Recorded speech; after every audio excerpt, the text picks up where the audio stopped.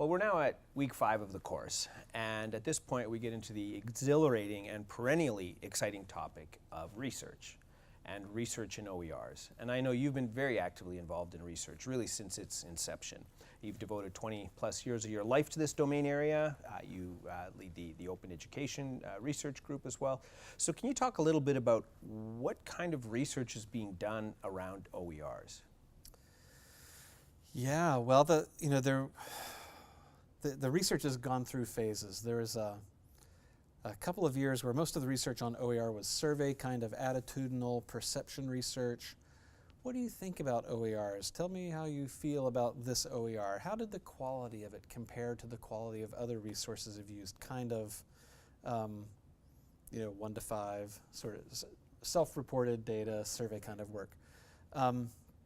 Somewhere around the middle of the 2000s, late middle of the 2000s, as the OER adoption work was really trying to take off, we kept encountering the same kinds of pushback again and again along the lines of, I will admit now that there are all these openly licensed materials available online, but because you get what you pay for, I know that this $200 textbook I currently use will result in far better student learning than a bunch of free stuff that I can download off the internet.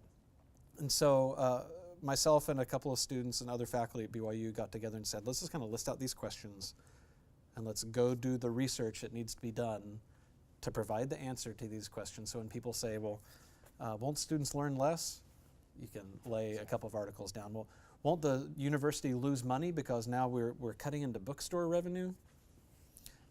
And just really trying to lay out enough of a foundation that people would feel like they could do work in the OER space without having to be afraid of, I'm the very first one, nobody knows what's going to happen. Well, I don't know why it is with open, but everyone thinks the universe is going to end when they take that next step in open, whether it was MIT OpenCourseware or what we're talking about now. But a lot of the research, I'd say from 2008, 2009, kind of coming forward, has really been looking empirically at the impacts of OER adoption, either on student learning outcomes or on institutional finance or things like that.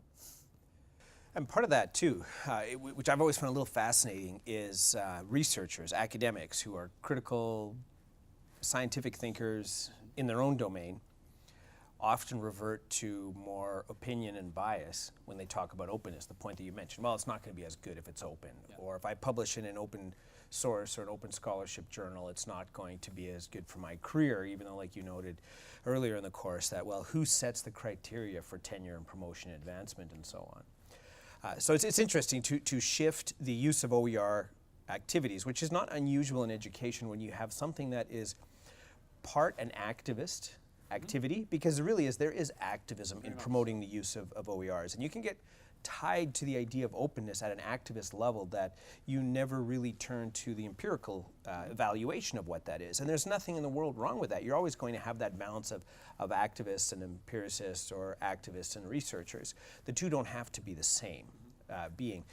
Where do you think we are now in terms of research, and what's still outstanding from your perspective around OER use, OER adoption, or even just openness in general? I think, of course, we need more. We need more, we need more, we need more. The field is not even, this kind of empirical bend of OER impact research is almost 10 years old. Everything that was written 2007 and before was a lot of, OER is going to change the world, OpenCourseware is going to change. I mean, even in journals but we know that MOOCs, they're the ones that are really going to change everything. We figured that out eventually. Okay, good. But even in journals like Science, like there'd be these articles like, OpenCourseware is going to change the world, and no data, there's just so much opinion writing kind of up to then.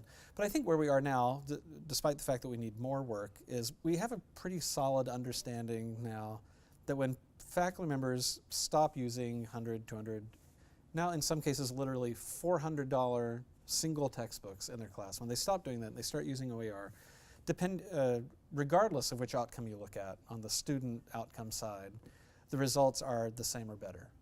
So you can look at final grade on a 0 to 4 scale. You can look at it as a dichotomous variable of did they get a C better or not. Drop rates, withdrawal rates, kind of however you want to measure outcomes from the student side, the results are the same or better on the student side when faculty assign OER in place of commercial materials. Now, what about some of the research? Are they looking at the specific basic science perspectives of how do OERs help people learn? Or are they mainly focused on adoption, utilization? I mean, what are the specific nature of questions that are being explored right now? I think we're just starting to transition from some kind of more basic ones into more interesting ones. As I said, this kind of shift that we tried to create in the field around 2008 to more empirical work about what happens when faculty adopt OER was just really trying to provide some kind of floor where we could say, we do know a little something here. You're not behaving in some unethically reckless way by adopting OER. We know something about what happens here. But in terms of more nuanced questions around, so we're working on a study right now looking at an institution where there's pretty broad adoption of OER, looking at the difference in student outcomes in courses where faculty members were directly involved in pulling together, aggregating, and designing the OER, versus the faculty member of the office next door that just picked that up and started using it in their class. Like, is there some kind of effect from the teacher's direct involvement that you don't get from a faculty member who just adopts OER and doesn't actually do any of the design or curation piece of it? So there are more opportunities for us to get into those kinds of areas now. Differences in learning outcomes based on different ways that faculty use OER. Or have they just swapped out the old phone for the new phone and they're still using it exactly the same way? Are they engaging in some more kind of interesting and truly open-enabled kind of pedagogies? That's all work that still needs to happen, that isn't happening yet.